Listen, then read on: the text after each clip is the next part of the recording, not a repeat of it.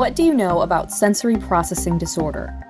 It's a common condition in which the brain has trouble receiving and responding to information that comes in through the senses.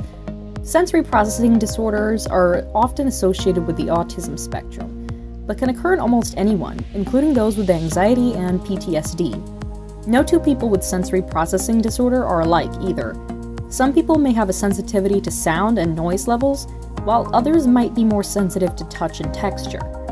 Some people are overwhelmed by certain types of sensory stimulation, while others do not have enough of a sensory reaction. It just depends on the person. Hi, I'm Julia Peterson, and welcome back to Access Design with Global Hive. Today we're going to be talking about sensory-friendly programming, a way for any theater to make their shows more accessible and welcoming for people with autism or with any other type of sensory processing disorder. What sensory-friendly programming aims to do is create an environment where people of all sensory stimulation levels can feel comfortable and safe by adjusting certain sensory input in the show. This includes things such as leaving the house lights on low so that the audience is not thrown into complete darkness, or adjusting or even removing loud sudden sound effects in the show. Sensory-friendly programming is usually not done for every performance, but is offered as an option for a select number of shows. When making your show more sensory-friendly, it is probably best to ask your audience members with sensory processing disorder what kind of changes or additions they would like to see made.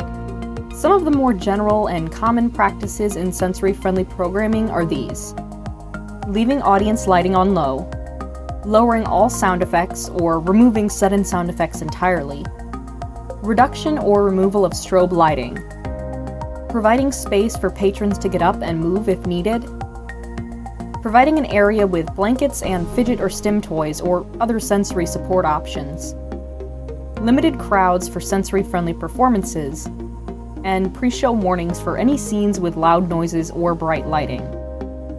These are just some options for making a show more sensory-friendly, and it is up to each individual theater to plan how they construct their sensory-friendly shows. It is important, however, to at least talk to your patrons with sensory processing disorder and have actual people with autism direct the process. As for me, I am an autistic adult with sensory issues relating to texture, sight, and space. Certain types of fabric bother me to the point where I can't pay attention to anything else if I'm wearing them. Flashing colored lights often leave me unable to process any visual information before me, and I hate crowds, a sentiment I'm sure many of you will share, whether you have sensory processing disorder or not. These are all things I deal with on an everyday basis nonetheless, to varying levels of success, and I'm sure many other autistic adults would say the same. But just because you can deal with something doesn't mean you should always have to.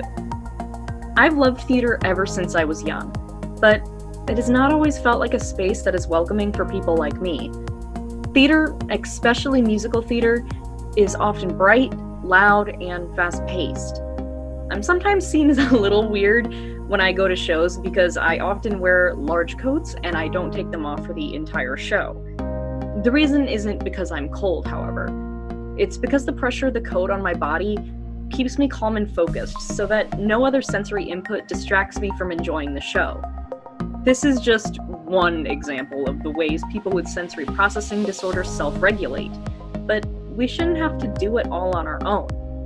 Theaters and other public spaces can meet us halfway. People with sensory processing issues want to see theater too, and we deserve to. Whether we can deal with our discomfort or not shouldn't matter. If you want to learn more about sensory-friendly programming, check out the Theater Development Fund's Autism Friendly Performances program, and take a look at some of the links I'll be leaving in the description as examples of what other theaters do to make their shows more sensory-friendly. I'm Julia Peterson, and this has been Access Design with Global Hive. Thank you so much for watching, and I hope all of you are staying safe during this turbulent time. Make sure to check out Global Hive on Facebook, Twitter, Instagram, or on our website at globalhivelabs.org for more videos and news on accessibility in theater. Thank you so much, and see you next time.